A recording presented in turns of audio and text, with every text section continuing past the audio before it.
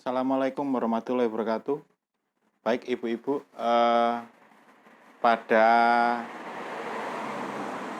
langkah berikutnya atau sesi ini kita masih akan tetap mempelajari atau membahas ya tentang lansia, ya lansia. Di sini kita akan bagaimana memperlakukan lansia itu tadi, ya, memperlakukan lansia, ya. Jadi tiap lansia di sini kita akan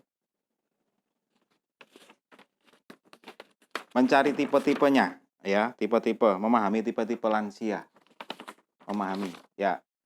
Kalau dari sini prinsip melayani lansia di sini kita kembali lagi ya pada flipchart nomor 4 di situ tidak memberikan stigma atau cap kepada lansia, kemudian tidak mengucilkan, menghindari sikap sensitif misalnya mudah marah, tersinggung, ya, kemudian tidak membesar-besarkan masalah, kemudian menghindari sikap belas kasihan yang berlebihan, kemudian kemandirian, memberi kesempatan pada lansia menunjukkan kemampuannya, ibu-ibu ya, kemudian keluarga sebagai sumber pemecah masalah. Jadi kalau di mana? Di rumah jenengan masih ada lansia, ya, lansia. Mohon diperhatikan ya, Ibu, tidak boleh diterlantarkan juga, ya. Seperti itu. Untuk tipe-tipenya, mungkin barangkali ada yang tahu tipe-tipe lansia.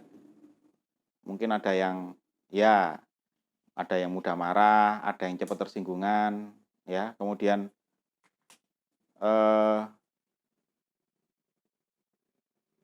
kalau sesuai dengan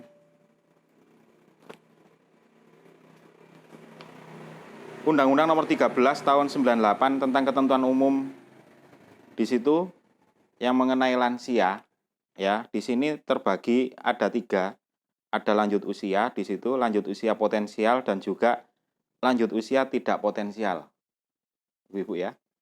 Jadi kalau lanjut usia itu di atas 60 tahun, ya. Kalau aturan di PKH untuk mendapat bantuan PKH-nya kalau lansia berapa?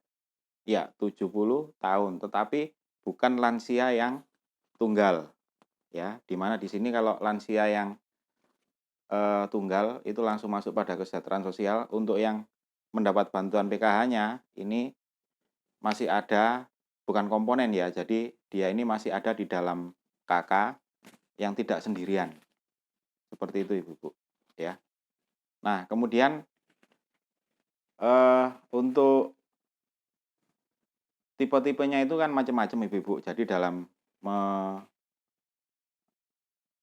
merawat ya, merawat atau cara di sini menangani, melayani lansia itu ya tergantung dari lansianya sendiri. Ya, dari tipe-tipe lansianya sendiri. Baik. Untuk cara menghadapi lansia ya, yang sulit dalam tanda kutip di sini sulit perilakunya. Ya, di sini yang pertama adalah tetap menghormati dan menghargai lansia sebagai orang tua. Bagaimanapun lansia itu adalah orang tua kita, ya. Memang banyak yang berpendapat bahwa kalau sudah menginjak lansia itu maka perilakunya akan kembali lagi seperti anak kecil, ya. Ya mudah tersinggung, kemudian ibaratnya ya agak juga mudah rewel juga, ya, gampang-gampang susah. Kemudian bersikap sabar dan bijaksana terhadap perilaku orang tua atau lansia. Yang legowo, Bu, kalau merawat lansia. Ya, apalagi kalau misalkan di situ lansianya sakit-sakitan. Ya, sakit-sakitan. Jadi sudah mempunyai penyakit. Ya, seperti itu. Kemudian memberikan kasih sayang dan menjadi pendengar yang baik bagi lansia. Ya, kalau misalkan biasanya orang tua atau lansia itu sering berkata, sering berbicara, ya, dan itu harus ada yang mendengarkan. Kalau nggak didengarkan biasanya dia itu akan tersinggung, ibu-ibu, ya. Jelas nggih?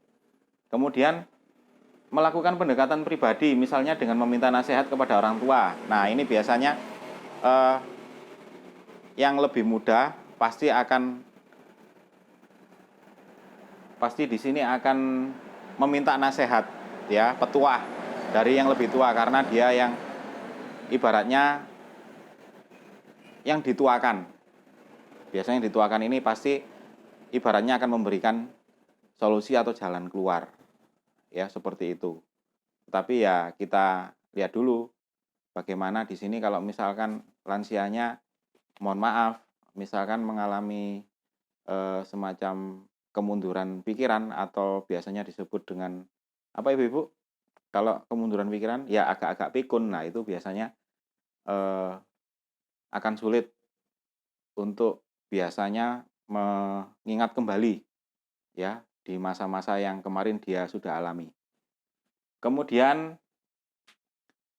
yang terakhir di sini adalah beri kesempatan terhadap apa yang disukai lansia, termasuk kapan ia mau mandi, apa yang ia mau makan, apa yang ia mau kerjakan sepanjang tidak membahayakan dirinya. Jadi untuk merawat lansia juga nggak gampang ya, ibu ya. Jadi gampang-gampang susah. Kadang-kadang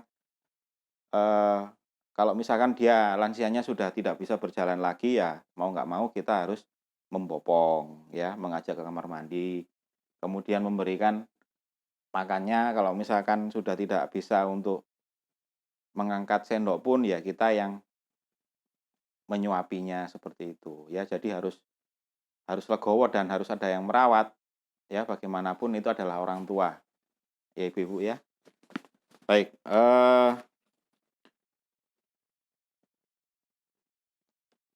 jadi kami sampaikan di sini untuk cara menghadapinya itu tergantung dari kondisi kondisi dari lansia tersebut, ya. Cara memperlakukannya itu berbeda-beda, ya, seperti itu, ibu-ibu. Jadi untuk selanjutnya nanti akan kita sambung kembali pada sesi atau langkah berikutnya. Terima kasih. Wassalamualaikum warahmatullahi wabarakatuh.